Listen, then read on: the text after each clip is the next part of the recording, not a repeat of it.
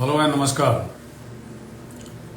अभी हम लोग सीरीज के ऊपर बात कर रहे हैं how to raise strong stable and loving children.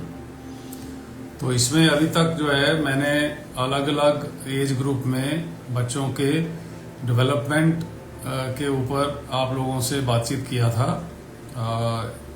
0 to 2 years में इन्फेंट्स, 2 to 6 ईयर्स में अर्ली चाइल्डहुड, 6 to 12 ईयर में middle childhood and 12 to 18 years में एडोलेसेंस।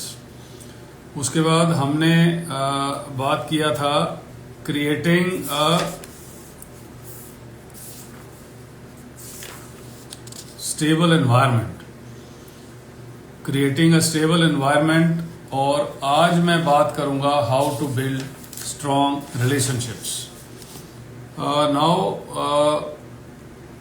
स्ट्रॉन्ग रिलेशनशिप्स जो हैं वो चाहे आपके माँ बाप के साथ हों, चाहे बच्चों की अपने अदर फैमिली मेंबर्स के साथ हों, और इवन उनकी जो दुनिया है, चाहे उनके दोस्त हैं, टीचर्स हैं, all these strong relationships are very very important for the children because it gives them the stability, it gives them that there is a sense of belonging, there is love which is reassuring, and they are all essential ingredients of a healthy growing up and healthy development. The first thing in this is that you have to have effective communication with the children. As I was saying earlier in some other place, communication is not effective unless it is understood and reciprocated.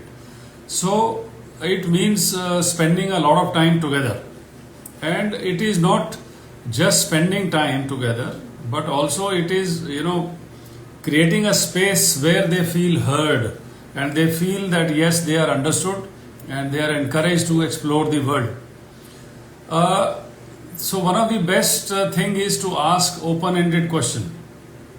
Open-ended questions are questions which generate kind of a thinking in the child's mind, which allows them to express their thoughts, their ideas and their emotions.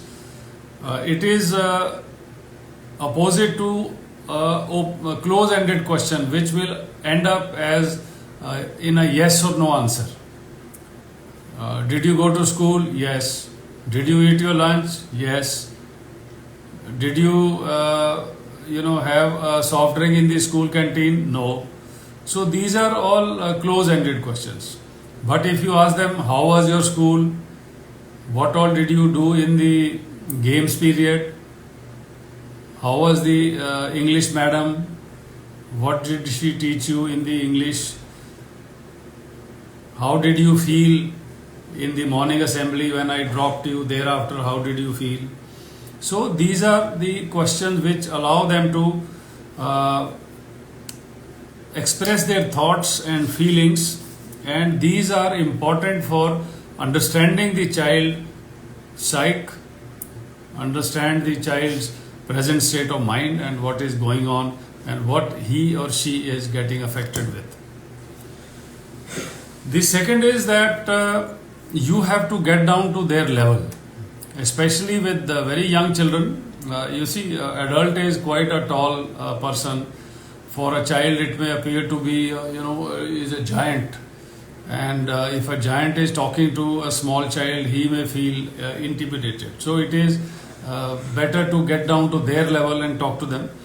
And going down to their level is very simple. It can be just kneeling down, sitting down on the ground with them, or maybe taking them in your lap and sitting on a jhula or on a bed, or pulling a chair when they're playing around. Just pull a chair and sit down next to them. So it reduces intimidation. It makes the child feel safe. He or she starts trusting you, and then it is also important for a sense of connection.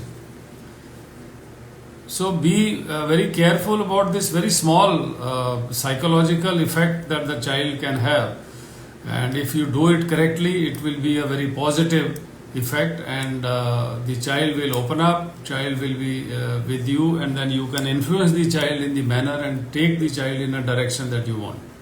Communication will be facilitated. The next point in this building a strong relationship is having patience. You see, in communication also you will require a lot of patience, because the children, first of all, they at different stages they have different communication styles. Their language skills are developing slowly.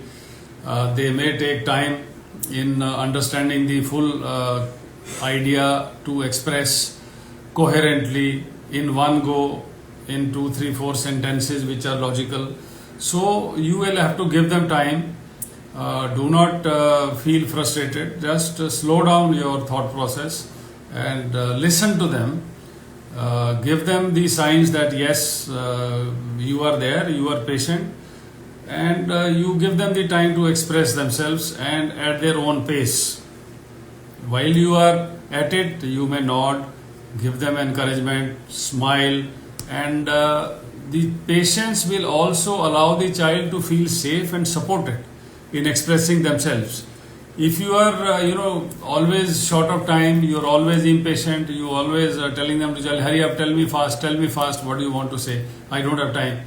The child will never feel safe and secure in expressing. He will always be intimidated. He will always be concerned कि मैं क्या बताऊं या क्या ना बताऊं.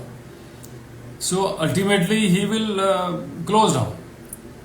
He will not have any communication with you, and then over the years you will see the bad effect of that. So the communication has to be always open, and it is a gift. Patience with your child is a gift which keeps on giving you all along.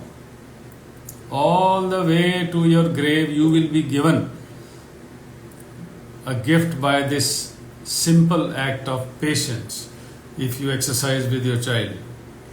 Just think about it. It is very, very important, and in the today's world of busy engagements and 2 jobs and EMIs and work pressures and both parents working and nuclear families and all, always you will be having 100 excuses of not having time. But then you have to have time. You bloody well will have time for your children. So just think about it, how you will manage, because you have lives in front of you. You have a responsibility to nurture them carefully. So please manage your time and find time and patience for your children. Then is validation. See, the children will always be encouraged to express themselves to you if you give them a feedback that yes, I understand what you are feeling. The child may be feeling angry at a class fellow. Child may be feeling hurt with a teacher. Child may be feeling jealous of a sibling. Child may be feeling anything. There is a range of emotions which can happen, but then you have to acknowledge and validate. Validate doesn't mean justify. Validate just means that yes, I understand that you are feeling, and then you are able to help them to get over whatever the feeling is troubling them. It gives them emotional stability, and it gives them help in evolving suitable coping mechanism. How do they cope with anger? How do they cope with hurt? How do they cope with disappointment? How will they cope with envy? So it is very important that you do not tell the children that it doesn't matter, or when the child is crying, you can't say that no, don't cry, you are a grown up, or don't cry, you are a boy, boys don't cry.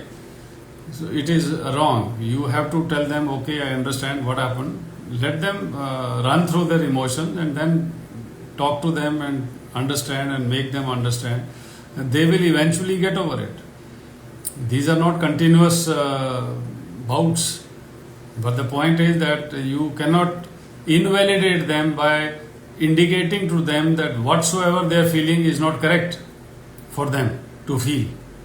So they will be floundering, and you can create a safe space where the child feels seen, heard, and understood.